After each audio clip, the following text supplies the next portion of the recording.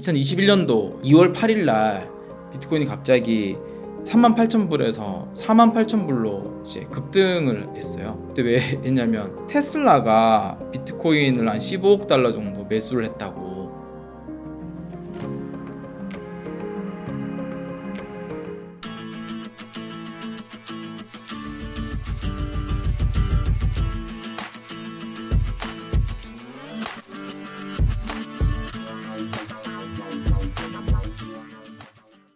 그 이제 실제로 이제 그 기업들이 비트코인 매수를 이제 ETF를 살 때는 바로 우리 현물에 영향을 미치긴 하잖아요. 그래서 올해 상반기 때 가격이 올랐던 이유도 그런 이유 때문인 거고, 나중에 이제 발표되었을 때의 가격 영향을 미칠지 요거를 여쭤보신 것 같은데, 2021년도에 2월 8일 날 비트코인이 갑자기 38,000불에서 48,000불로 이제 급등을 했어요. 그때 왜 했냐면 그 테슬라가 비트코인을 한 15억 달러 정도 매수를 했다고 발표를 딱 했었거든요. 그래서 그때는 이제 어떤 특정 기업이 이제 비트코인을 매수를 하니까 바로 가격 반영했었거든요. 물론 그때가 막 가격이 급등 분위기 굉장히 좋았을 때였긴 했었는데, 근데 지금은 뭐 특정 기업이 웬만한 기업이 비트코인을 보유한다라고 해서 그게 가격에 영향을 미칠 정도의 수준은 아니지 않나 싶어요. 이미 비트코인에 대한 좀 성숙도나 이 자산에 대한 기대감이 그만큼 많이 올라와 있는 상태이기 때문에, 그래서 뭐 요 전에도 얘기했지만 연기금이 참여했다 최초로, 이런 것들은 되게 의미 있는 이제 뉴스인 것 같고요.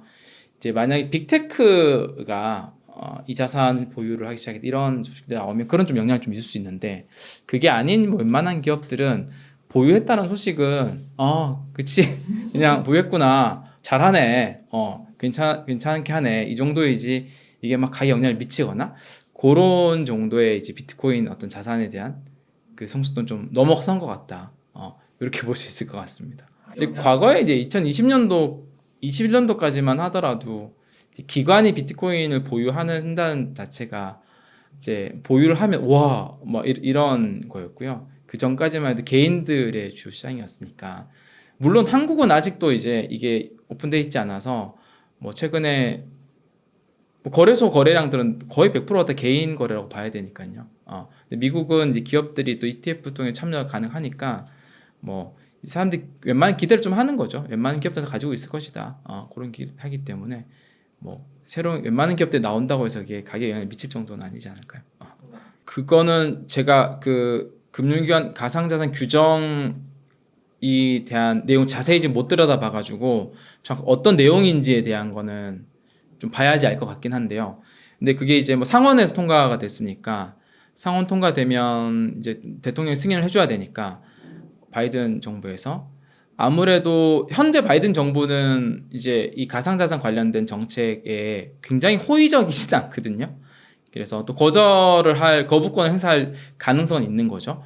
근데 이제 의회 차원에서 이제 서로 합의가 됐다라는 거는 이제 뭐 민주당 쪽을 보더라도 민주당 쪽도 뭐 현 정부는 조금 반대하거나 가상자산에 대해 덜 호의적이긴 하지만 민주당에서는 또 좀 많이 나뉘는 것 같긴 해요, 이 자산에 대해서. 그러니까 뭐 미국은 뭐 계속 좀 관심 있게 봐야 될 포커스인 것 같고, 이 가상자산이라는 이 가상자산 정책이라는 되게 중요한 이 하나의 뭐죠? 그 이 키워드가 여러 가지 영향을 많이 미칠 것 같긴 해요. 이번 대선에서도 뭐 트럼프에서도 이것에 대한 공약을 엄청 강하게 가지고 나오잖아요. 표밭이라고 생각을 하는 거겠죠. 그래서 좀 그렇고, 이제 뭐 세부적인 정책 내용들은 제가 아직 세부적인 못 봐서 뭐 코멘트를 드리긴 조금 어려울 것 같긴 합니다. 네. 그게 이제 우리가 보통 뭐 이제 주식시장에서도 그렇게 거래하시는 분들 많고, 박스권 매매. 그러니까 박스권 매매 같은 경우는 특정 자산이 계속 횡보를 하는 자산일 때, 그런 기간이 된 긴 자산일 때는 뭐 나쁘지 않은 전략일 수는 있을 것 같아요. 계속 이제 뭐 상단과 하단이 이제 왔다 갔다 하니까 여기서 살고 여기서 팔면 되니까요. 그러니까 수익 조금씩 계속 먹는 구조이잖아요. 근데 저는 비트코인에 있어서는 그게 썩 좋은 전략은 아닐 수 있다라고 생각이 좀 들긴 해요. 왜냐하면 비트코인이 이 박스권 횡보 구간에 있는 기간이 그렇게 길지는 않거든요.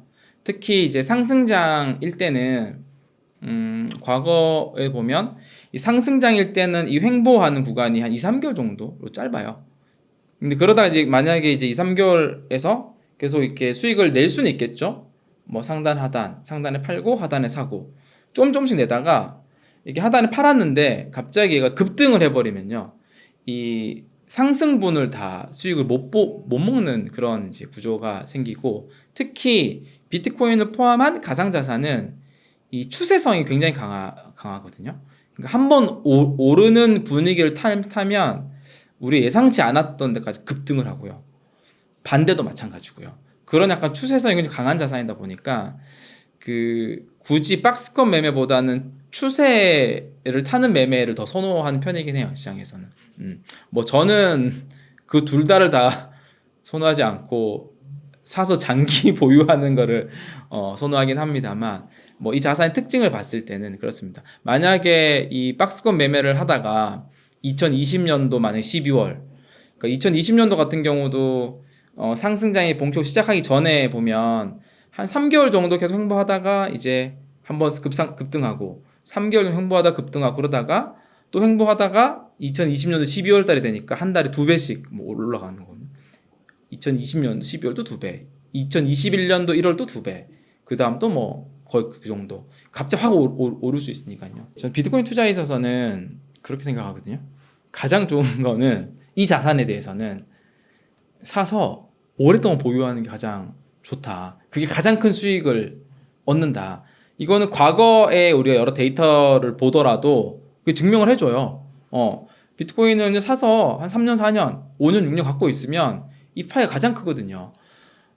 근데 알지만 쉽지가 않아요, 이거는. 왜냐면 아까 이제 또 보셨지만 하락할 때는 한 80% 하락하고, 하락장 맞으면 1년 동안, 그리고 상승장일 때도 한 30%에서 40%에서 계속 단기 하락과 상승 왔다 갔다 하고, 그러니까 변동성이 되게 크다 보니까 오래 보유하면 그래도 가장 크게 먹는데, 이게 너무 변동성이 크다 보니까 장기 보유가 또 힘들다라는 것도 이제 이해가 됩니다.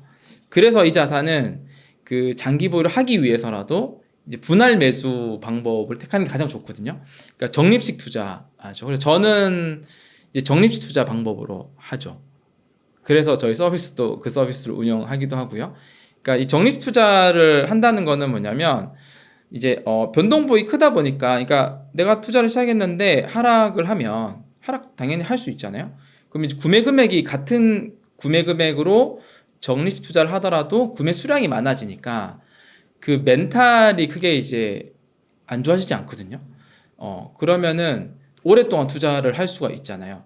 그리고 비트코인은 지난 5년 기간을 보면 한 10배 정도 성장을 했어요. 가격이 했는데 그 오르는 날보다 하락하는 날이 더 많게끔 느껴지는 자산이긴 하거든요. 근데 적립식 투자를 하면 그 하락할 때가 계속 구매 수량이 늘어나기 때문에 되게 이제 좀 그 어떤 좀 안정을 찾는 되게 좋습니다. 그래서 결국 장기 투자를 하기 위해서 적립 투자라는 방법을 쓰면 되게 효과적인 방법이다라는 거고, 여기서 이제 한 단계 더 나아갈 수 있겠죠. 우리가 아까 과열 지표를 이제 예를 들어서 온체인 지표 중에 MVRB 같은 지표를 얘기했잖아요. 근데 MVRB 같은 보조 지표를 보면 1 미만일 때가 늘 바닥이었거든요. 그리고 3.5 이상일 때가 늘 고점이었어요. 그러면은 이제 우리가 응용을 해볼 수 있잖아요. 바닥일 때는 기왕 많이 사고, 고점일 때는 적게 사거나 안 사면 되잖아요. 적립식을 한다고 치면 MVRB 지표가 바닥일 때는 많이 사고요, 위에서 적게 사면 되니까 이렇게 응용을 좀 할 수도 있잖아요. 그리고 뭐 또 적립식 구매를 기왕을 한다면 계속 이제 단기 폭락이 있을 때만, 이 딥이 올 때만 계속 매수를 한다든지 이런 전략들을 통해서 비트코인을 투자하는 거 를 선호하긴 합니다. 완전 장기적으로는 이거는 사실 예측을 하는 게 좀 무모할 정도로 상당히 열려 있긴 합니다. 이 자산은 어떤 기초 자산에 묶여 있는 게 아니기 때문에. 그리고 반대로는 그만큼 화폐 가치가 떨어진다고 봐야 더 정확하겠네요. 그만큼 시장에 돈을 많이 공급을 하면, 풀면 가장 희소한 자산이 가장 많이 오르니까. 그러면 우리가 던져봐야 될 질문은 앞으로도 계속 시장에 이렇게 돈이 많이 공급될 것인가. 그거에 대해서는 이제 그걸도 풀면 또 기한이 길긴 하겠지만 아마 높은 확률로 시장에 돈은 더 많이 공급이 될 거다. 그렇게 볼 수 있을 것 같고요.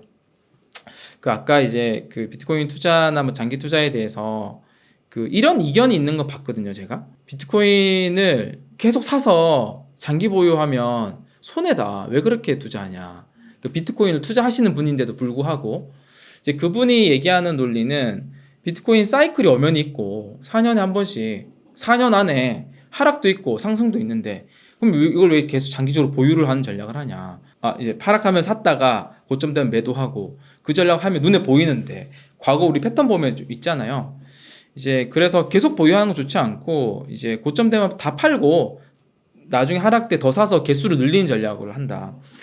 이게 이제 그 과거 데이터로만 딱 똑같이 흘러가서 그렇게 할 수만 있다면 너무 좋죠. 근데 그 얘기는 어떤 가격 흐름에 있어서 고점들을 계속 맞춰야 된다라는 거고 바닥도 계속 이제 바닥에 계속 사야 된다라는 얘기니까 근데 그게 쉽지가 않죠. 실패할 확률 당연히 있고요. 그리고 미래 가격 흐름은 패턴들은 바뀌거든요. 우리가 과거에 4년 사이클이라고 해서 앞으로도 4년이 될 보장은 없거든요. 다만 확률은 좀 높죠. 확률이 높은 거랑 무조건 그렇게 되는 거는 전혀 다른 얘기니까요. 그래서 이거를 뭐 그렇게 접근한다기보단 저는 기본적으로는 이 자산은 가장 빠르게 우상향하는 자산이기 때문에 기본적인 물량은 보유를 하면서 가고 좀 단기 자금들은 그 분이 얘기하셨던 것처럼 좀 일부 매도를 하고 뭐 할 수는 있겠죠. 근데 기본적인 물량 자체는 장기 보유를 하는 게 가장 큰 파일을 수익을 얻는다라는 거는 좀 여전히 그렇게 생각을 하고 있긴 합니다. 있죠. 지금 또 그런 시기가 있죠. 그래서 이제 미국에서의 수요가 급격히 올라갈 때는 우리가 그 코인베이스 프리미엄이라고 부르는데 미국에서 프리미엄이 붙고요.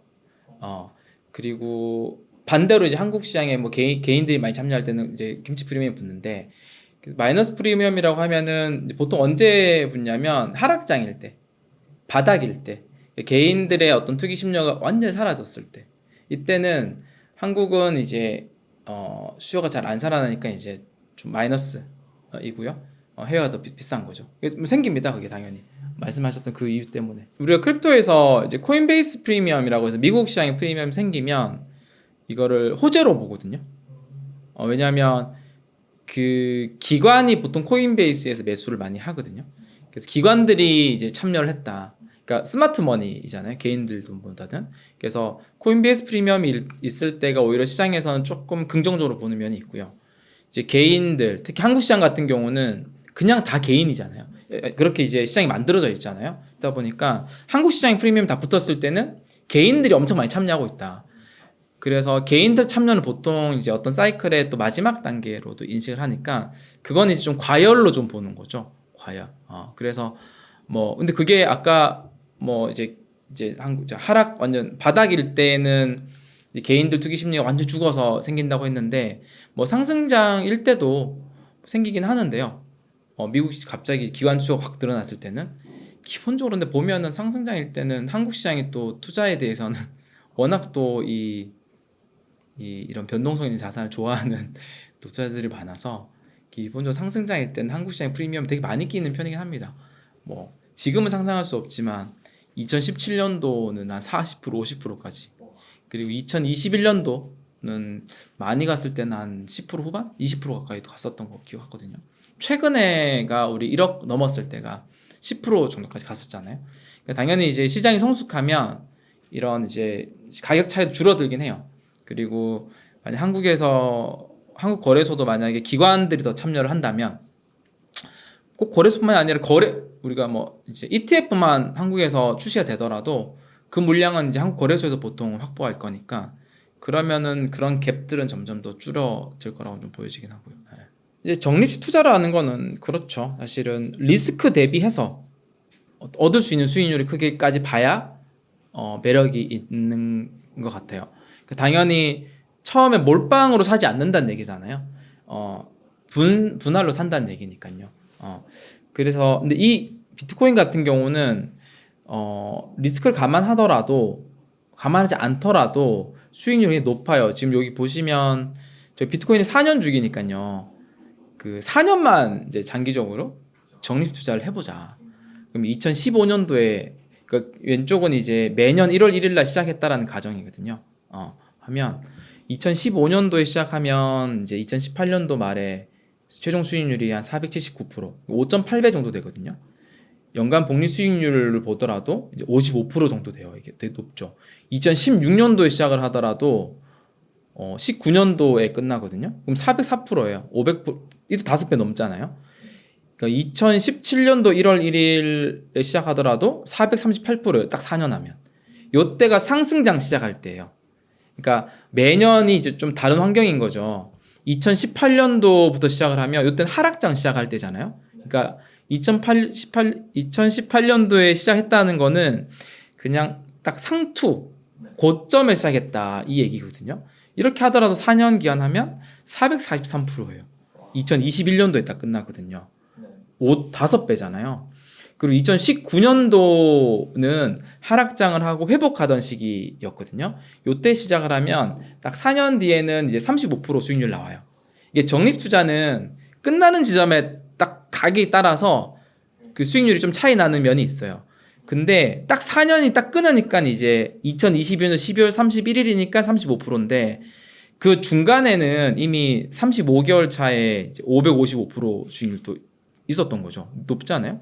그리고 2020년도에 시작을 하면 요거는 이제 115%인데요. 이게 2배 넘는 수익률인데 이것도 작진 않지만 얘도 이제 16개월 차에 벌써 한 5배 정도 되는 그 410% 수익률이 존재했었잖아요. 그리고 이제 현재 2021년도 1월 1일에 시작하면 아직 만 4년이 안 됐지만 뭐 3월 말 가격 기준으로 보면 39개월 차인데요. 이때 되면 120% 정도, 2.2배 정도 수익률이니까 사실 우리가 뭐 코인 투자해서 뭐 50배, 100배 이런 이제 꿈과 희망을 가지고 하는데 그게 잘 됩니까? 그렇게 또 하는 거는 또 마이너스 99%될 가능성도 있으니까 정말 지지 않는 투자를 하고 뭐 이게 스트레스 받지도 않잖아요. 꾸준히 이 방법으로 해서 장기적으로 이 자산을 보유하는 전략을 가져갔을 때 가장 좋은 수익률을 낼 수 있다라고 좀 생각을 해요. 저는 투자를 할 때 이제 장기 투자 금액과 단기 투자 금액을 구분해서 가져가면 되게 좋다라고 생각을 하는데요. 그래서 아까 지금 4년은 그래도 우리가 비트코인 투자를 장기적인 기간에 속하잖아요. 속하고 단기 투자를 또 적립 구매로 또 할 때 적용하는 방법이 또 있어요.